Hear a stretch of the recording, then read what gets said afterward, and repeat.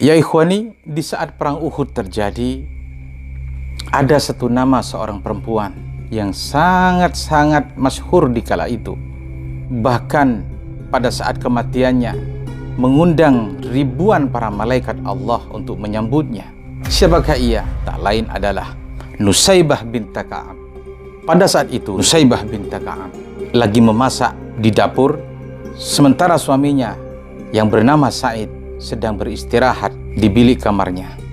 Tiba-tiba terdengar suara gemuruh derap kuda yang sangat keras. Nusaybah menerka itu pasti tentara musuh. Memang beberapa hari sebelumnya ketegangan di kala itu bertambah memanas. Saat kemudian Nusaybah meninggalkan apa yang dikerjakan di dapur, ianya langsung ke kamar membangunkan suaminya dengan lembut. Ia berkata, "Wahai suamiku, aku mendengar ringkih kuda sedang menuju ke Uhud. Mungkin orang-orang kafir telah menyerbu." Sa'id yang belum sadar sepenuhnya terkejut dan menyesal. Kenapa bukan dia yang mendengarnya? Kok malah istrinya yang mendengar derap kuda tersebut? Ia beranjak dari tidurnya dan langsung mengenakan baju perangnya. Saat suaminya menyiapkan kuda, apa yang dia katakan? "Suamiku, bawalah pedang ini dan janganlah pulang sebelum kau menang." Sa'id memandang wajah istrinya kala itu. Setelah mendengar perkataan istrinya itu, tidak ada keraguan padanya untuk pergi ke medan perang. Dengan sigap ia menunggangi kudanya. Lalu terdengarlah derap kaki kuda menuju utara dan langsung ke Uhud, yakni ke medan perang bersama baginda Rasul Muhammad SAW.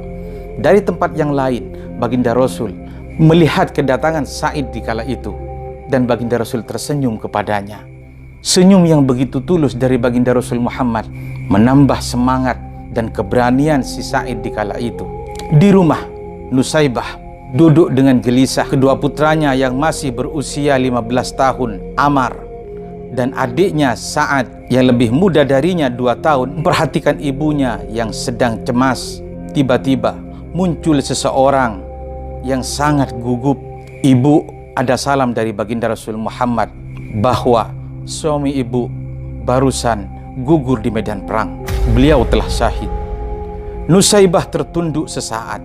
Kemudian ia berkata, "Inna lillahi wa inna ilaihi raji'un." Suamiku telah menang. Terima kasih ya Allah. Setelah memberikan kabar tersebut, utusan itu pun kembali ke Uhud. Lalu Nusaybah memanggil Ammar. Ia tersenyum pada Ammar dengan tangis yang tertahan. "Ammar, kau lihat ibu menangis, nak? Ini bukan air mata yang sedih karena mendengar ayahmu telah syahid. Ibu menangis karena tidak ada lagi yang dapat kuberikan untuk perjuangan baginda Rasul Muhammad. Maukah engkau melihat ibu bahagia, wahai anakku?" Ammar pun mengangguk. Hatinya bergetar. "Ambillah kuda di kandang dan bawalah tombak dan bertempurlah bersama baginda Rasul Muhammad SAW hingga kaum kafir terhapus dari muka bumi ini." Maka Ammar bergegas untuk bersiap diri. Ammar pun berkata, "Terima kasih wahai ibundaku. Inilah yang Ammar tunggu sejak dari awal. Aku ragu seandainya ibu tidak mengizinkan aku untuk berjuang bersama baginda Rasul Muhammad untuk membela agama Allah." Putra Nusaybah yang berbadan kurus itu pun terus menghentakkan kudanya menuju Uhud. Tidak terlintas sedikit pun rasa takut di hatinya. Sesampainya di medan perang, ia pun memperkenalkan diri kepada Sayyidil Wujud baginda Rasul Muhammad. Ia pun berkata, "Wahai Rasulullah, saya adalah Ammar bin Sa'id. Saya datang ke sini untuk menggantikan ayahanda yang sudah syahid." Baginda Rasul terharu kala itu dan memeluk anak tersebut seraya berkata, "Wahai Ammar, engkau adalah pemuda Islam yang sejati. Allah memberkatimu." Peperangan hari itu sangatlah singkat.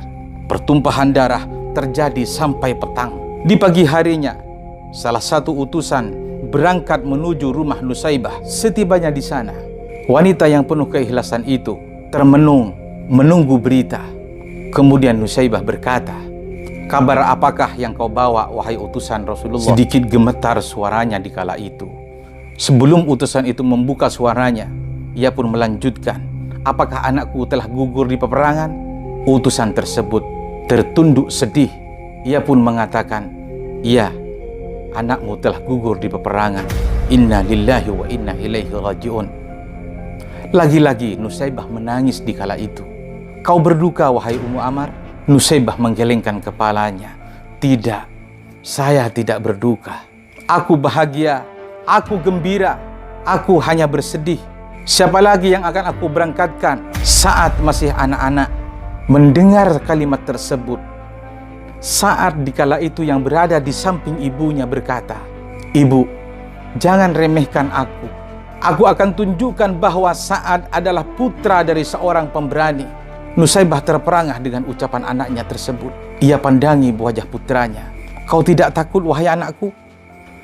Sa'ad yang sudah melompat ke atas kudanya, menggelengkan kepala sambil tersenyum, meyakinkan kepada ibundanya bahwa ia benar-benar ingin berjihad bersama baginda Rasul Muhammad. Nusaybah dengan kebesaran hatinya melambaikan tangannya saat berangkat bersama utusan itu. Di arena pertempuran, Sa'ad betul-betul menunjukkan kemampuannya. Pemuda berusia 13 tahun itu banyak menumpaskan orang-orang kafir hingga akhirnya balah waktu itu sebuah anak panah menancap di dadanya dan tersungkur ke tanah. Saat itu baginda Rasul mencium bumi seraya menyerukan Allahu Akbar. Kembali baginda Rasul mengutus seseorang menuju rumah Nusaybah. Mendengar kematian itu, Nusaybah berkata, "Wahai utusan, kau saksikan sendiri, aku sudah tidak memiliki apa-apa lagi, hanya tersisa diri ini. Untuk itu izinkan aku untuk ikut bersamamu dan berperang bersama baginda Rasul Muhammad." Sang utusan mengerutkan dahinya dan berkata, "Tapi engkau adalah seorang wanita wahai ibu. Engkau meremehkan aku karena aku seorang wanita. Wanita juga ingin masuk surga melalui berjihad." Nusaybah tidak menunggu utusan itu menjawab. Nusaybah bergegas menghadap baginda Rasul Muhammad dengan menunggangi kudanya.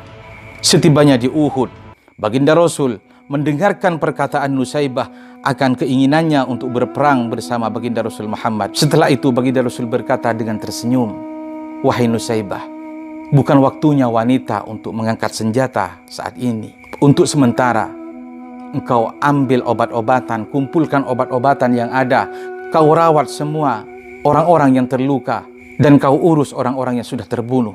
Karena dengan begitu, pahalanya sama dengan orang yang bertempur." Mendengar penjelasan baginda Rasul Muhammad, Nusaybah pun mengangkat obat-obatan dan berangkatlah Nusaybah ke medan tempur. Nusaybah merawat mereka dengan cermat.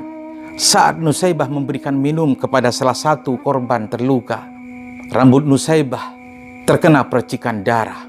Setelah Nusaybah menolehnya, ternyata Nusaybah melihat kepala pasukan kaum muslimin tertebas oleh pedang kaum kafir kala itu. Apalagi Nusaybah melihat baginda Rasul Muhammad SAW terjatuh dari kudanya lantaran dahi beliau terserempet oleh anak panah musuh kala itu.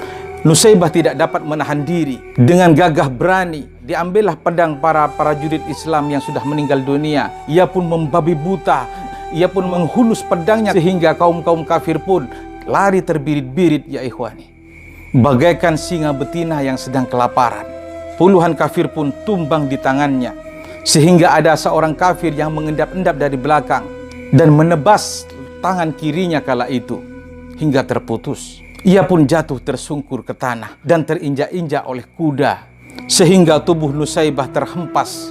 Tiba-tiba ada Ibnu Mas'ud datang mengawasi kalau ada orang yang masih dapat ditolong kala itu. Sahabat itu pun melihat ada yang bergerak-gerak. Dia segera mendatanginya. Ia pun percikan air ke wajahnya. Akhirnya Ibnu Mas'ud mengenalinya. "Istri Sa'idkah engkau?" Nusaybah samar-samar memperhatikan siapa yang menolongnya, seraya berkata, "Bagaimana keadaan baginda Rasul Muhammad? Selamatkah dia?" Baginda Rasul tidak kurang satu apapun. "Engkau Ibnu Mas'udkah?" tanya si Nusaybah kala itu. "Pinjamkan aku kudamu dan pedangmu." Kemudian Ibnu Mas'ud berkata, "Wahai Nusaybah, engkau masih terluka parah saat ini. Engkau menghalangiku membela baginda Rasul Muhammad." Dengan terpaksa Ibnu Mas'ud menyerahkan kuda dan senjatanya kepada Nusaybah kala itu. Dengan susah payah Nusaybah menaiki kuda Ibnu Mas'ud lalu ia menuju ke medan perang lagi. Dengan kekuatan yang ada, Nusaybah membabi buta menghabisi para kaum kafir kala itu. Namun karena tangan tinggal satu, akhirnya lehernya terbabat oleh sebilah pedang. Gugurlah seorang wanita yang hebat itu di medan perang Uhud. Tiba-tiba langit berubah mendung, langit menghitam. Sesaat pertempuran tersebut terhenti. Kemudian baginda Rasul berkata kepada para sahabatnya, "Kalian lihat langit berubah menghitam bukan? Itu adalah bayangan ribuan malaikat yang menyambut ruh daripada Nusaybah binta Ka'ab. Mereka berduyun-duyun menyambut kedatangan ruh Nusaybah, wanita yang perkasa. Seharusnya kisah-kisah seperti ini dapat menggugah naluri seorang mukmin yang tidak cengeng untuk melepas anak-anak kita yang sedang berjuang di jalan Allah, menuntut ilmu, dan lain-lain.